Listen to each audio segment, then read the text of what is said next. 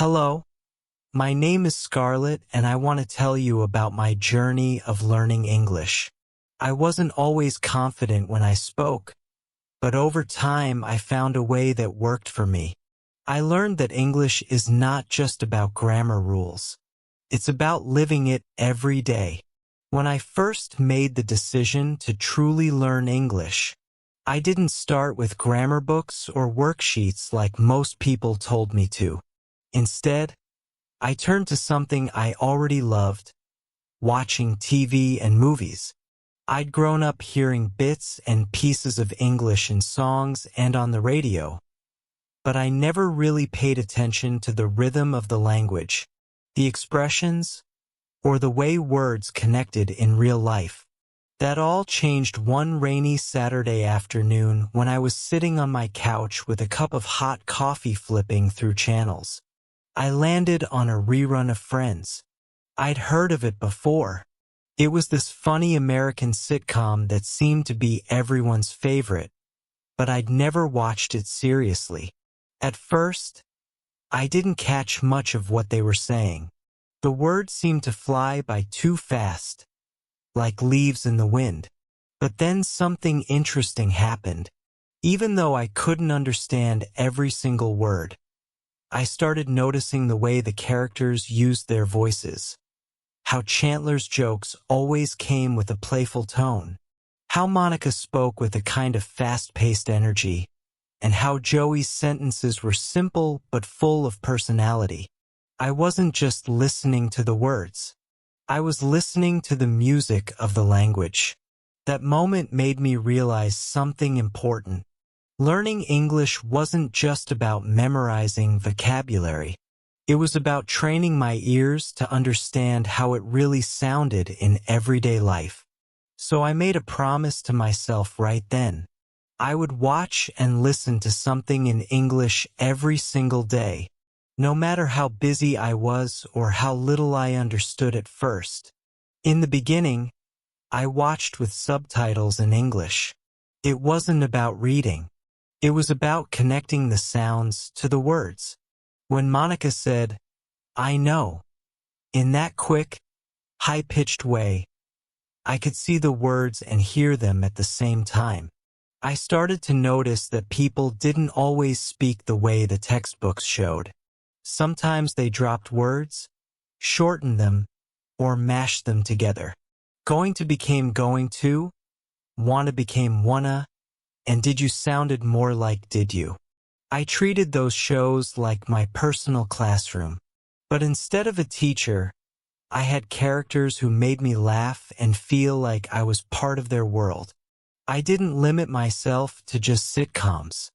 I watched news programs like Good Morning America, talk shows like The Tonight Show, and even cooking shows where the hosts chatted casually while preparing food. Each type of program gave me something new. Sitcoms taught me humor and everyday conversation. News shows taught me clear pronunciation and formal language. And cooking shows taught me specific vocabulary in a relaxed setting. Over time, my brain started doing something amazing. It began recognizing patterns without me forcing it. For example, I started predicting what someone might say next in a scene. If a character in the office said, "Guess what?" I already knew the next line might be something surprising or funny. My listening skills weren't just improving.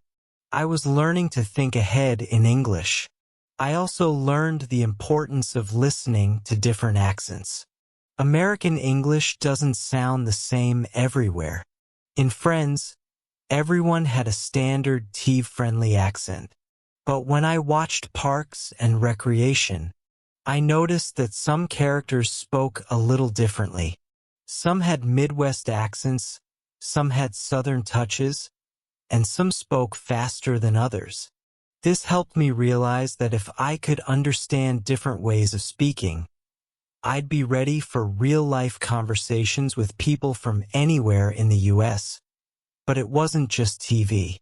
I started listening to podcasts during my morning walks. At D, first I chose slow, clear English podcasts for learners, but soon I moved on to regular American podcasts on topics I liked. True crime, personal stories, even comedy shows. I remember listening to This American Life for the first time. The way the host spoke, calm, steady, but still expressive, helped me hear every word. I didn't understand everything at first, but little by little my brain adjusted.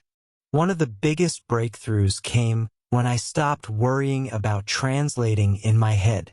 In the early days, I would hear a sentence, pause in my mind, and try to change it into my native language. That made me slow, frustrated, and sometimes I lost track of the conversation. But after weeks of daily listening, something clicked. I started understanding directly in English. It felt like a door opening in my brain. The sentences just made sense without me having to switch languages inside my head. That was the moment I knew I was making real progress. To keep myself motivated, I turned listening into a game. Whenever I watched something, I'd pick one new word or phrase and try to use it later in my own speech. For example, after hearing "It's not a big deal" on Friends, I used it with a friend the next day instead of saying "it's okay." The more I did this, the more confident I felt. Another trick I used was shadowing. I would replay a short scene and try to repeat what the characters said at the same speed and tone. I didn't care if I got every word perfect. What mattered was matching the rhythm and energy of their speech. It was like singing along to a song until you knew every lyric. The most surprising thing about this daily habit was how it changed the way I felt about English. In the past, English had been something distant, something I had to study. But by listening to it every day in fun, relatable ways, it became part of my normal life. It was like inviting a new friend over every day. You don't even notice how much time you're spending together until one day you realize you're inseparable. Soon I reached a point where I couldn't go a day without listening to English. If I missed my TV show or podcast, I felt like something was missing. That's when I knew this wasn't just a habit. It was a lifestyle. My ears were tuned to English and I started noticing it everywhere in background conversations at the coffee shop, on the radio at the grocery store, in announcements on the bus. It was like the language had been there all along and I was finally awake enough to hear it. And then something interesting started happening. I began wanting to respond, not just listen. I'd watch a scene and think, "Oh, I would have said it this way." Or I'd hear a story on a podcast and find myself wanting to add my own opinion out loud. At first, I would just say it quietly to myself, almost like whispering. But deep inside, I knew this was the beginning of my next big step. Listening had given me the words, the phrases, and the rhythm. Now I wanted to use them. That's exactly where my journey took me next, moving from silent listening to speaking out loud, even if no one else was around. Because the truth is, listening is the foundation, but speaking is where you build the house. And I was ready to start building. After weeks of watching and listening to English every single day, something had started to change in me. It was subtle at first. I wasn't just hearing English anymore. I was feeling it. I could sense the rhythm of conversations, the pauses people took before answering, the way emotions came through in tone and not just in words. And as I sat on my couch one night after watching yet another episode of The Office, I realized something. I didn't just want to understand English. I wanted to speak it. But here was the problem. The moment I tried to say something out loud, my brain froze. I'd open my mouth and suddenly the smooth, natural English I heard in my head turned into choppy, broken sentences. It was like I had this beautiful song in my mind, but when I tried to sing it, the melody got lost. And it wasn't because I didn't know the words. It was because I wasn't used to hearing my own voice speak them. That night, sitting there with the TV remote still in my hand, I had a thought. What if I didn't wait for someone to talk to me in English? What if I just started speaking right now, even if no one was here? It sounded a little silly. I mean, who talks to themselves out loud on purpose? But then again, I had been silently repeating lines from shows for weeks without even realizing it. Maybe speaking to myself could be the bridge between listening and real conversation. So I tried it. I looked around my living room, picked up the empty coffee mug in front of me and said, "I'm going to wash this cup." It was short, simple, and honestly a little awkward. My voice sounded strange, almost like I was hearing a stranger speak. But I said it again, this time with a little more confidence. "I'm going to wash this cup." I even added a bit of expression like I was telling someone else. And then I went to the kitchen, washed the cup and said, "Now the cup is clean." It was such a small thing, but that was the moment I realized how powerful it could be to practice speaking alone. When you talk to yourself, there's no fear of judgment. No one is there to laugh at you or correct you. You can be as slow, fast, silly, or serious as you want. It's your private space to experiment with the language. The next morning, I decided to make this a daily habit. As I got ready for the day, I narrated what I was doing in English. I'd say, "I'm brushing my teeth," or "I'm making breakfast," or "I need to find my shoes." It felt almost like being the narrator of my own life. And because I was using simple everyday sentences, they became easier and easier to say. I also started describing things around me, like I was painting a picture with words. The sky is cloudy today. The coffee smells strong. The mail just arrived.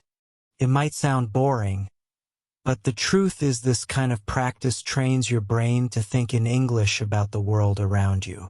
You stop treating English as a school subject and start treating it as the language of your life. At first, I stuck to easy sentences, but after a couple of weeks, I challenged myself to go a little deeper. Instead of just saying, "The sky is cloudy," I'd say, "The sky is cloudy and it looks like it might rain later. I should probably take an umbrella." The extra details made me search for new words and connect my thoughts into longer sentences. I also realized that speaking out loud helped me fix my pronunciation. When you only listen, you think you know how a word sounds, but it's not until you say it that you discover your tongue isn't used to the movement. The first time I tried to say comfortable naturally, it came out as comfort for because I was pronouncing every single syllable the way I saw it spelled. But after hearing Americans say it more like comfortable, I practiced until it rolled off my tongue more easily. One trick that helped me was shadowing, repeating what I heard from shows, movies, or podcasts immediately after the speaker. I'd play a line, pause, and then copy it out loud, trying to match not just the words, but also the rhythm, tone, and emotion. If the characters sounded excited, I spoke excitedly. If they sounded serious, I slowed down and lowered my tone. It wasn't just about what they said, but how they said it. Sometimes I'd turn everyday moments into mini role plays. If I was cooking pasta, I'd pretend I was on a cooking show explaining the steps. Today we're making spaghetti with marinara sauce. First, you boil the water. Don't forget to add a pinch of salt. It makes the pasta taste better. If I was cleaning, I'd pretend I was giving someone a house tour. And here's the living room.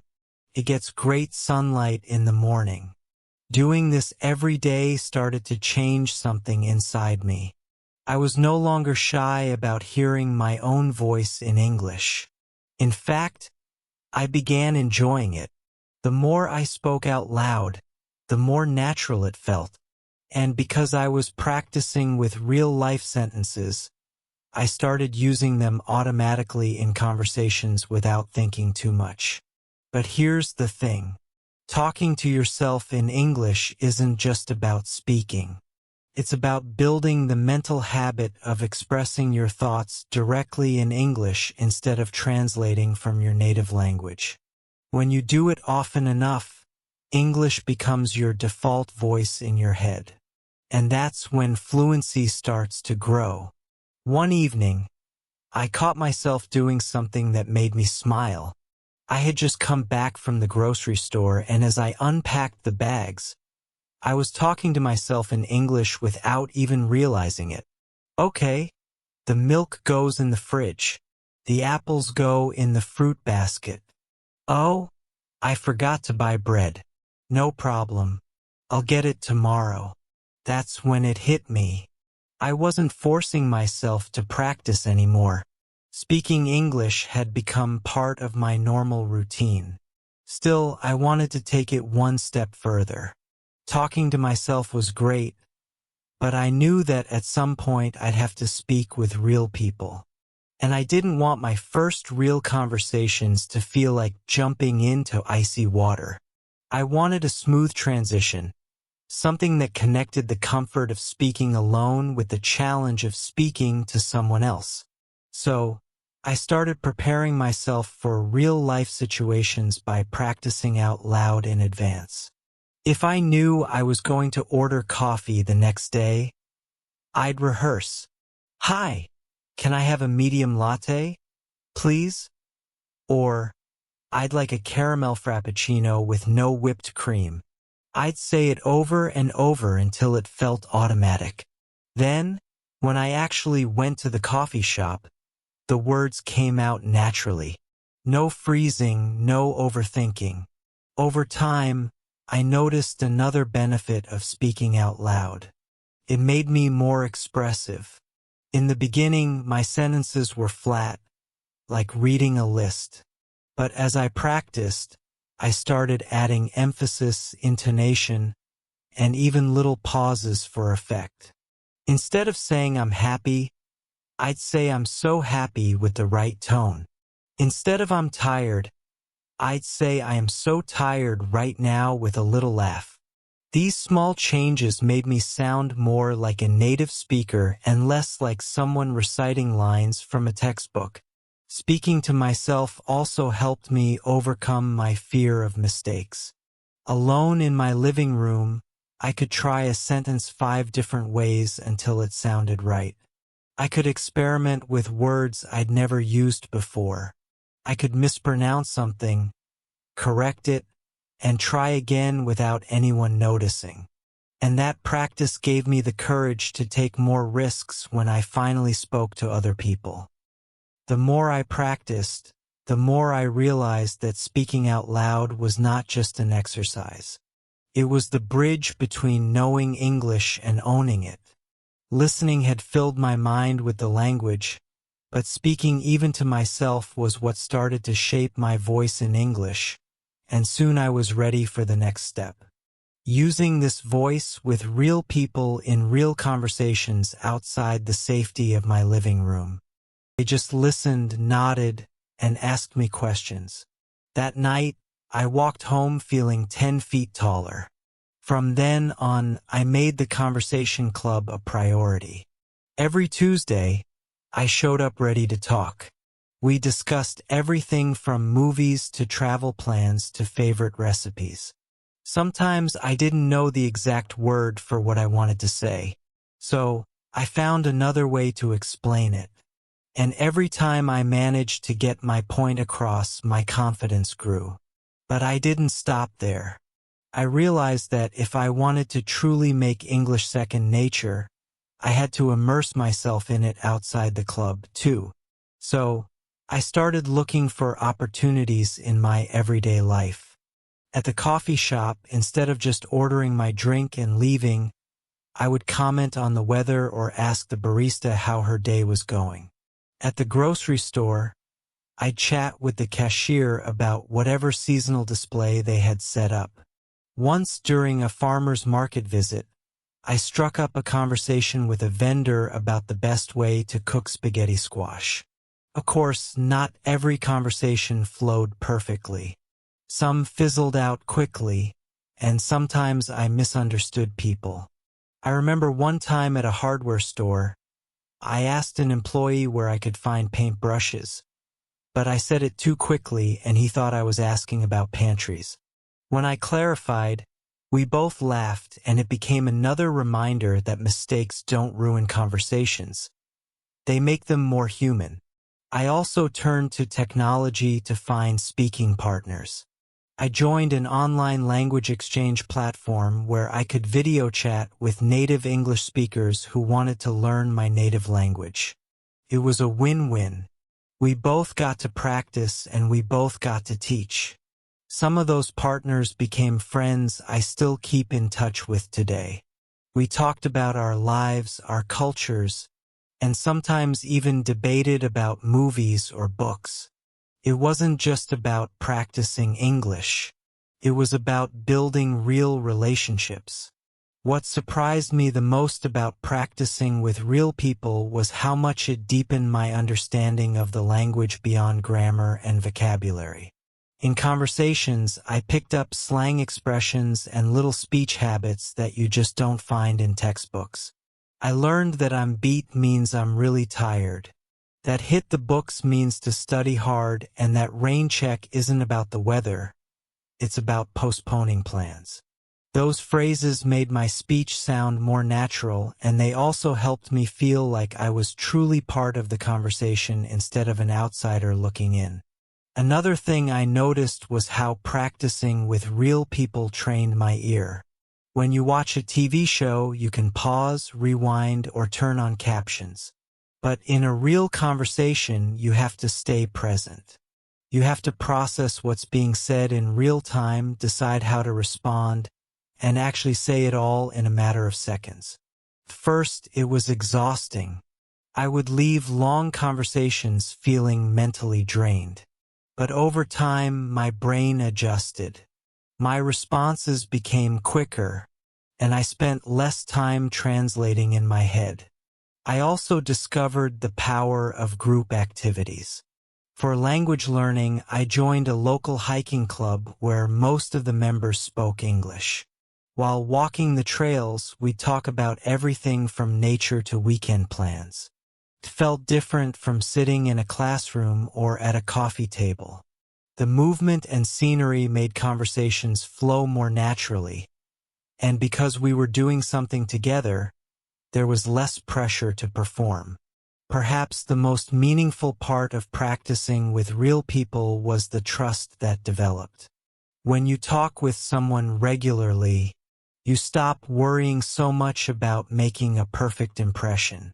You know they're not judging you for every slip. They're listening because they want to connect. And when you feel safe like that, you take more risks in your speaking. You try that new phrase you've been practicing. You tell a longer story. You ask more questions. That's where real growth happens. One of my favorite examples of this happened during a neighborhood block party. I had been chatting with a neighbor for a few months, mostly small talk about the weather or yard work, but at the party we ended up sitting together for nearly an hour, talking about everything from childhood pets to our favorite local diners. At one point, I shared a funny story from my past, and she laughed so hard she nearly spilled her drink. That moment wasn't just about language. It was about connection. It reminded me why I started this journey in the first place.